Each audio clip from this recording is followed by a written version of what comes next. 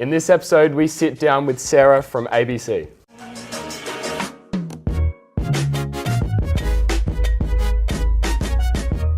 G'day everyone, welcome to this episode of Influence. This is episode number 5, and we have a very special guest from the ABC. This is Sarah. Sarah, how you going today?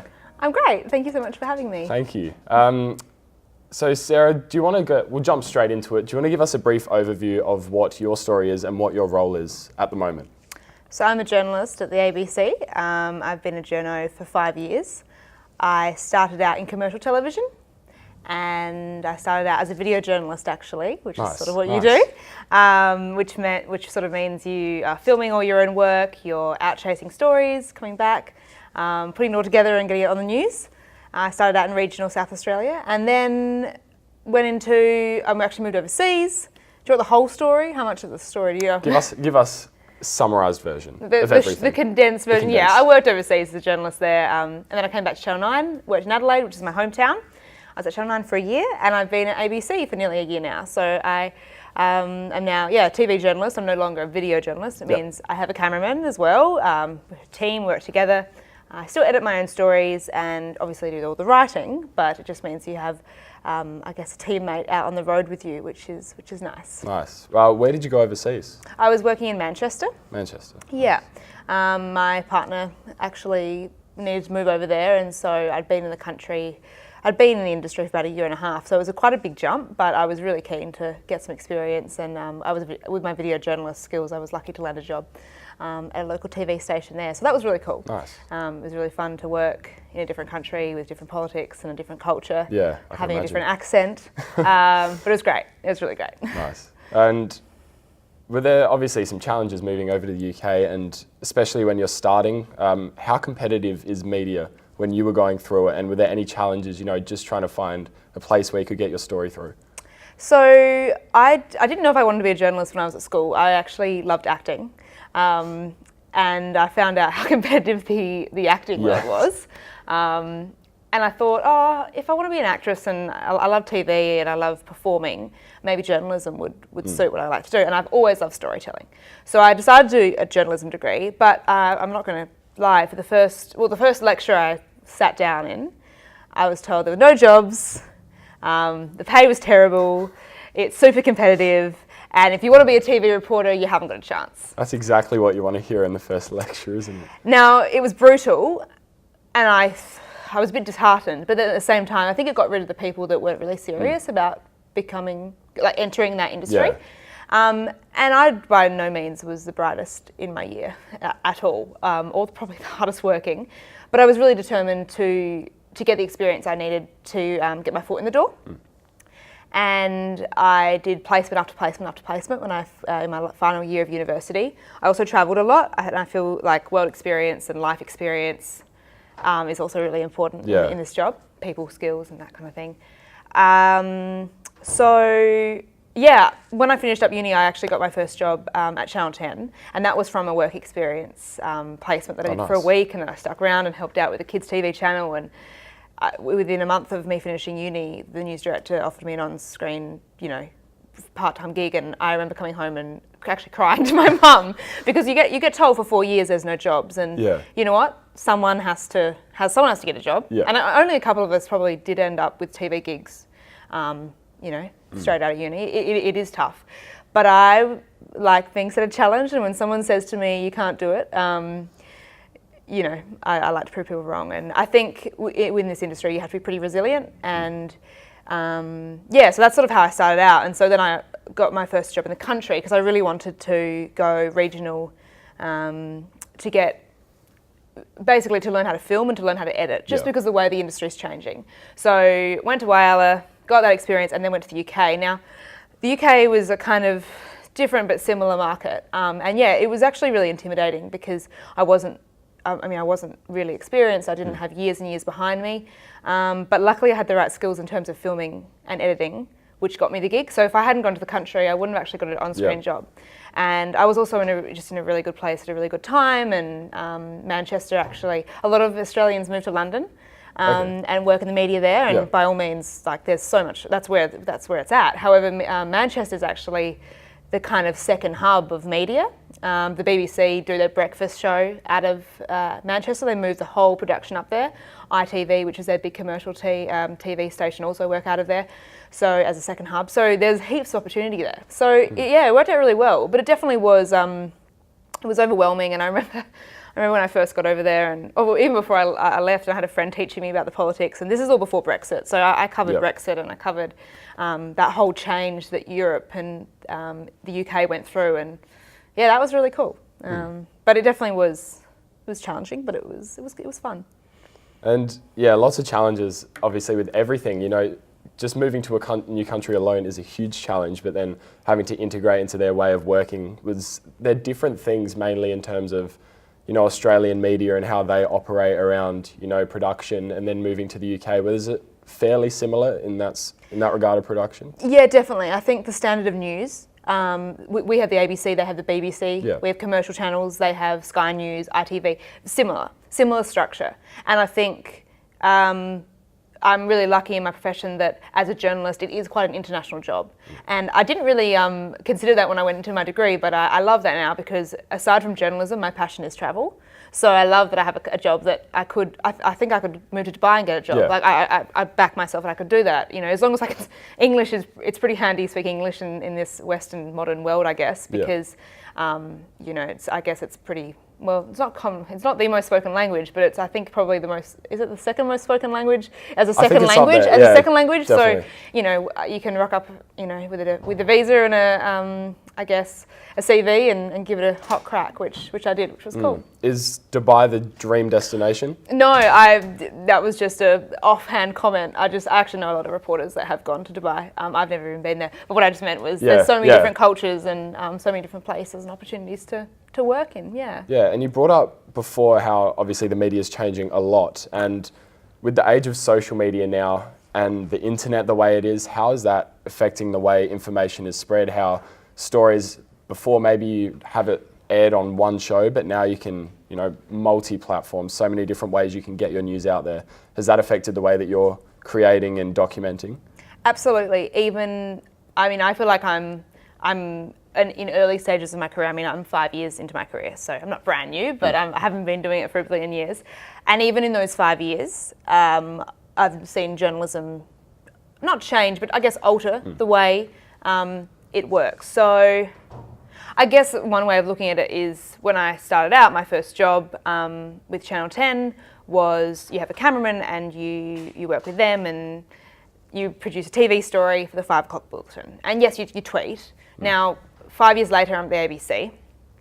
I still have a cameraman, but I also file for radio and online. Now, online is something that I had, digital is, I've never done, I've written for television, but not for print. So as a journal at the ABC, you report for all 3 platforms. So whatever story I'm out on, I'm not just thinking about what pictures we're shooting and if I have to do a live cross in 5 minutes time, I'm thinking about what time is it, it's midday, I've got to get that up for the midday radio bulletin, and that online piece, I need to get the copy, I need to email it through. Now that's not even with social media. So then you're thinking about, obviously, Twitter's important. It's where a lot of, I guess, breaking news and communication happens. And then Facebook, which is sort of, you know, a whole other platform. And I mean, I get a lot of my news from Facebook. I think a lot of people do these days, especially probably the younger generation. I think a lot of when we went, obviously there's been paper cuts, digital jobs that have, mixing up my words here. Papers have suffered as a result of, I guess, social media. However, it's often my dad, when I was studying at university, said, you know, like the papers are getting cut and everything's going online and journalist jobs are going to go, you know, get cut. And like, he's right, like, journalist jobs, it's tougher and there's less of them and there's less budget. However, I think the need for news now is more important than ever because people require information all the time. They want to be updated. They want to know exactly what's happening on the ground. Back in the day, it was the 7 p.m. news and then it was like the next 7 p.m. news, or it was the morning paper and then you read the news the next day. Now, people want news all the time. Even if they don't want it, they're consuming it all the time. 100%. So I'm really positive about our industry. Yes, I understand that we face challenges all the time and we need to adapt. But I think it's an amazing time to be a journalist. And it's part of the reason I went to the country and learnt how to film was because maybe, I hope this doesn't happen, but maybe they do cut cameraman jobs in 20 years' time when I'm still a journalist. And I need to be able to pick up a camera and say, it's okay, I've got this, I can film this story. So yeah, social media definitely, and the internet has of course transformed the way we do our job. But I don't think that necessarily is a bad thing. I think it's an exciting thing, and you just need to adapt with the change and move with the times. And you talked briefly about how the age of people that are wanting to consume media it's decreasing. So people that are younger constantly looking on their phone, scrolling through social media and seeing this news, and they're more interested in it than maybe previously, maybe 20 years ago, a 15-year-old wouldn't have the same interest in current affairs because maybe it wasn't as accessible. And social media has obviously played a huge role in that, and also the change in the industry, in the media industry. How has it changed being a reporter? Do you have to kind of taper sort of the way you're presenting information because those younger audiences are listening now? And maybe in terms of the way you speak or the language that you're using, because maybe there's a 12-year-old that was really keen on Brexit, and previously maybe you were just catering to the higher age demographic. Yeah, I think I wouldn't say we would change a lot the way we deliver the news, because when you learn to write when you report, you always aim. I think the rule is the news needs to be written so that a 12-year-old can understand it. Okay. So you would never make something more complex or less complex. I guess the way you get it up online, and whether it's pictures or video and something engaging, sure. But I mean, how do you get your news? Social media is definitely the main place where I'm going. I don't watch the television much anymore. Do you Facebook? Is it mainly Facebook for news, or is it? I use the news app through Apple, or just online sources, so maybe online newspapers. Okay. Yeah, so I think our online team definitely has a really big focus on what kind of story is going to do well online, because a radio story or a TV story might be really beautiful pictures, or it might be really interesting content, but does it go, I really want to read that, click, because that's at the end of the day what you want for those online stories. You want people to open them and read them. So our online team has a huge focus on, we really think about now what we put up online. It's not just, let's just get everything up. It's, okay, is this story interesting? Why is it interesting? What's interesting about it? What's the best part? I really love that I get to incorporate taking photos. So I take we've got, Canon cameras that we have here, and we just take them out. So, our camerans are filming, and then we're taking photos as well, and we then get them up for the online trip, on the online version. And that's a way of engaging people. But I wouldn't say I report differently. You write slightly differently for online that you do television, or quite differently. But you're still delivering the same information, and at the end of the day, you still have the same values. It's got to be balanced. It's got to be accurate.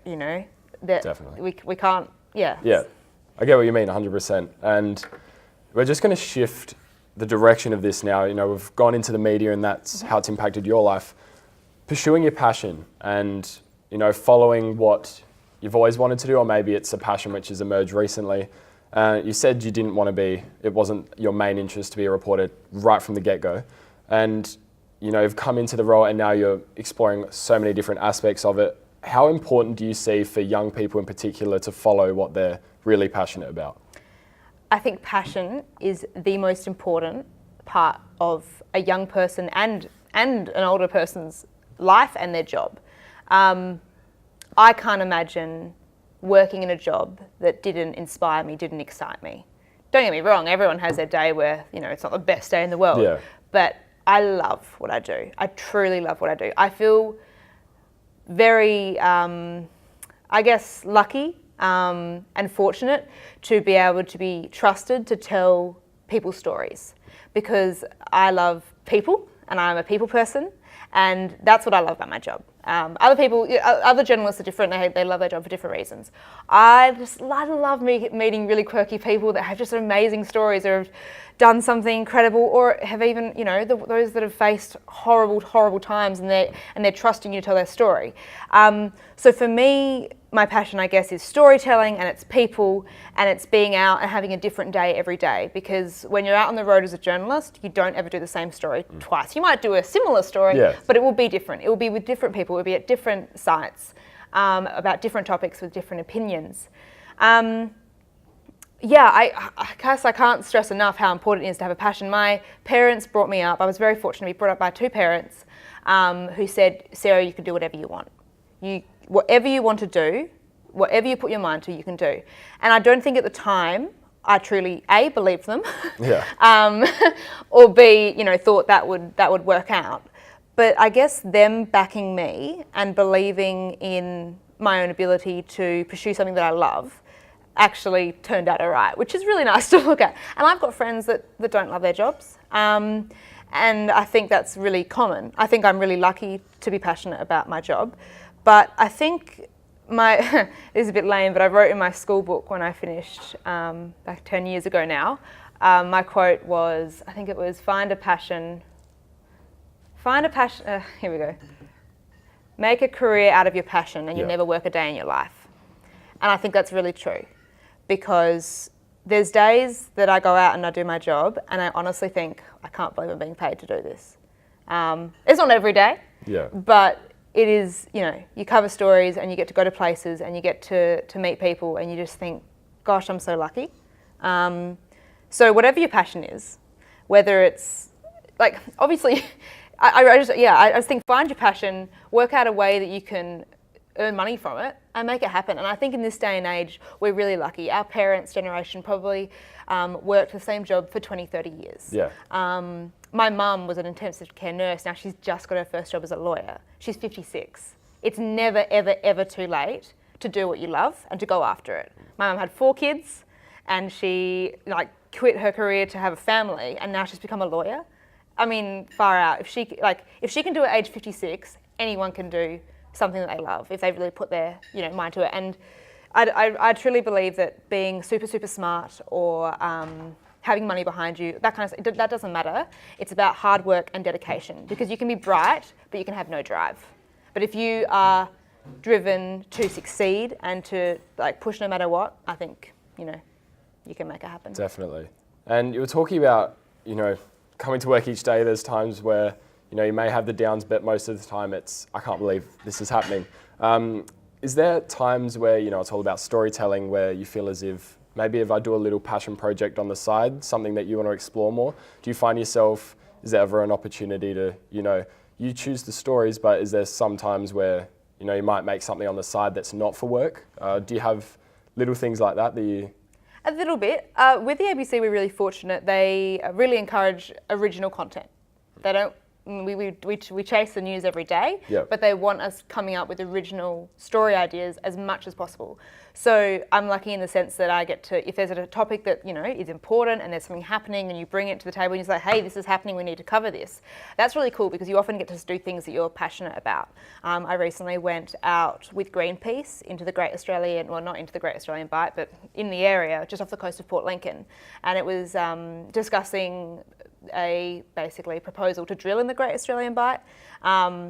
And it was, it was a balanced story. We interviewed both sides, but I was literally off the coast swimming with sharks and sea lions. It was amazing. It was, incredible. And I love marine life and something I'm passionate about. And so you can, I guess in that sense, it's really cool because you get to do what you love and you also get to report the news. I've done my own stuff in terms of traveling when I've had holidays. I love filming and I love making video content. So yeah, that would be my little side thing. I do find though, sometimes at the end of the day, I consume so much news, and when you're at work, you're on top of it 24/7. Yeah. There's 2 different types of journalist. You're either a news hound or you're not.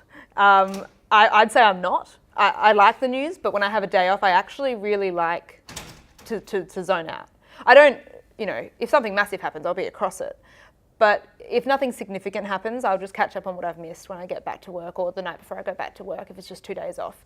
I find that I'm more passionate and engaged with what's going on if I give myself a bit of a break. Yep. And I think with social media these days, people are so consumed by everything. Sometimes it's just nice to actually just put the phone down. Yeah. And for me, I love my job, but my family and my fiance and my friends, that's my life, and spending time with them and beautiful dinners and that for me is really important. Yeah. So I think it's important to have a balance in both 100%. Work and life. Yeah, and it's kind of a bit off topic, but there's a lot of people out there and a lot of people that I consume media from, they're entrepreneurs and they're always, their philosophy is work, work, work. And it's every day non-stop, because if you don't, it's not going to, eventuate. And I think something that's often missing is just that break. Absolutely. It's okay to take a day off, because, if it's 10 o'clock on a Sunday night and you've got an assignment due the next day and your brain's just not working, you can't push yourself to do it. You might need to negotiate an extension or something like that. It's just taking that time and knowing yourself and saying, yeah, this just isn't going to happen. Do you find that, self-awareness in your work is huge? Massively important. And in so many different industries, you see people burn out because they don't take breaks, or they just, also, I think it's Sweden that have got this, they've basically shortened their weeks. I think they're working like 4.5 days as opposed to 5 days, and the productivity is much better. I think if you work really hard, do it, but do it in a time frame that you actually have time off, because you could do a 15-hour day, but are you actually going to work productively? So if you are studying, if you're feeling overwhelmed, go for a walk.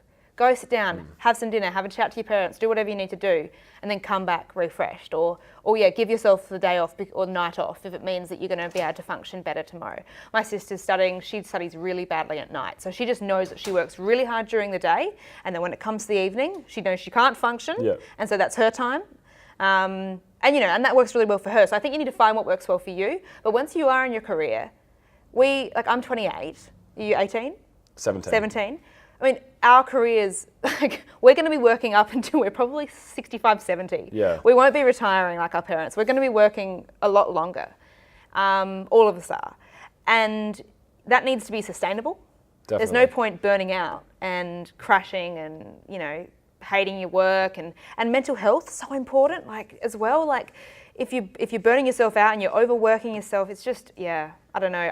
I'm really fortunate in my job in the way that once the news goes out, generally speaking, until I come back the next day, there's not going to be another story that is, sometimes you have to follow things, but often when you're back the next day, then you do the news again, and then you do your story again. Whereas I know my partner's work, he's a director of a software company, and he's constantly having to check emails and phone calls, and that's really hard. And I think it's really hard for a lot of people, but I think it's just sometimes people need to take a step back and chill. Chill, 100%. Take a chill pill. A big thing that I've seen a lot of recently is the connection between creating and documenting. So with news, I'm assuming that there's a lot of documenting what's happening, but then you said you also get that freedom to go and create and choose the area that you want to look at. What do you think is more important? Do you think it's more important for young people to create or to document things that are happening? Yeah, it's a really interesting question. I think, because I think I do both. I think you're right. Because I think you can document in a really creative way. Definitely. If you're talking about in a news sense, that's what you do. You document something, but you do it and you tell the story in a way that engages people. If you actually told a story, sometimes just the hard facts, people wouldn't take it in. They wouldn't listen. They'd switch off. It would be too complicated as well. Sometimes we interview amazing scientists and they're so intelligent, but the way they speak, you can't. It's just really, all numbers. We have to translate it. We have to break it down. And I often spend a lot of time can you say that one more time, just a little bit more simpler? But we need 12-year-olds to understand this. Yeah, exactly. I couldn't understand it. And so that's a way of, I guess, being creative about the way that you present the news. In terms of, I guess, just the average person, people do document everything, don't they? I mean, you think about it these days, everything is online. Social media, it's just everywhere. Yeah. I mean, I'm kind of grateful that I grew up without social media. I think social media is great, but I think it also has, I think it'd be really hard growing up with social media. My brother's your age, and everything he puts up, it's just up. Whatever stupid thing he does, not that he does that much stupid stuff, but I wouldn't want to see what I've been posting when I was 14 years old. Oh my gosh, what was I wearing? Or what, oh, the haircut, that was terrible. None of those pictures for me are online, whereas your generation, I guess, we're the same generation, but your age group, I guess, everything's up, and people have kind of got to be careful about what they document. I think they've got to, when you're a teenager and you're younger, you're thinking, right now, my life, it's amazing, you're cool. But you've also got to sort of think, well, shivers, is a future employer going to, log into Facebook and see who that person is and see something that's up. And you've got to be really careful about how much you document. But it's great to share, and I'm all for that. But yeah, I definitely try and keep my I have colleagues and stuff on Facebook, and we're everyone's friends and stuff. But you do try and keep your work and your personal life separate. But these days, because of social media, I feel like they do kind of intertwine, and you've got to be careful not to cross that line too much. And make sure what you put up is presentable. 100%. This is something that we always do on the podcast. It is asking you, what are you obsessed with at the moment? Not work-related, preferably. No, that's fine. I'm a really obsessive person. That makes you sound crazy. I have been obsessed with lots of things. I love people with passions. Yeah. Some of my favourite stories that I've ever done are people that are really passionate about quirky things. Like I did this amazing story with about a steam train in England, and the train spotters, like they're just the best because they're so obsessed with trains. They go all over the country. So I kind of love a lot of things. So this is a hard question for me to answer. I love whales, I love pasta, but I must admit, at the moment, I hate to say it, I've sort of been, I don't know if I'm obsessed, but I've been consumed by wedding planning. Yeah, I'm getting married in December. Oh, congratulations. Thank you. It's just a really big job. Yeah. And it's the funniest thing because you stress and fuss over the silliest things, like what size is this serviette? This serviette is too big to use. Get the tape measure out. Seriously, like the other day I had to calculate olives. How many olives in kilograms do you think 140 people will eat for a little nibble? It's 9 kilograms. 9. Yeah, I wouldn't have guessed. I mean, who would have thought? Like the things you have to discuss and consider and not stress over. But yeah, it's a bit ridiculous. But I'm sure it will all work out. Yeah. But yes, I'd say I'm kind of obsessed/consumed by the wedding industry at the moment. It's actually really interesting from a work perspective too, because it's such a huge industry. And yeah, it is. A lot of people go through it at some stage in their life. So. Yeah.